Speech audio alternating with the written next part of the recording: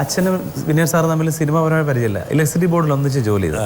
പിന്നെ യാദൃശ്യമായിട്ട് ആകാശഗംഗ എന്ന് പറഞ്ഞ വിനയൻ സാറിന്റെ സിനിമയുടെ CD-യിൽ ഒരു സിനിമയിലില്ലാത്ത ഒരു ഫില്ലർ സോങ് പാടാനൊരു ചാൻസ് എനിക്ക് കിട്ടി. ജോണി സാഗരിയാണ് ഓഡിയോ ഇറക്കിയത്. ജയചേട്ടൻ എൻ്റെ അടുത്ത് പക്ഷെ പറഞ്ഞു, രാജിക്ക് പറ്റിയൊരു പാട്ട് വരുമ്പോൾ രാജലക്ഷ്മി ഞാൻ വിളിക്കാം. പക്ഷെ ഞാൻ ജയചേട്ടനോട് തന്നെ പറഞ്ഞിട്ടുണ്ട്, ഞാൻ വിചാരിച്ചില്ല ചേട്ടൻ എന്നെ വിളിക്കാം. കാരണം ഒത്തിരി സംഗീത സംവിധാനം കാണുമ്പോൾ എല്ലാവരുടെ ഉള്ളിലുണ്ടാവും തരണമെന്ന്. പക്ഷെ അതിന് അവസരം വലിയ ഒരുപാട് ഗായകരുള്ളൊരു സമയം. നല്ല മാമ്പൂ പാടം പൂത്തിടി പെണ്ണി കുഞ്ഞു മഞ്ഞ കിളിക്കണ്ണി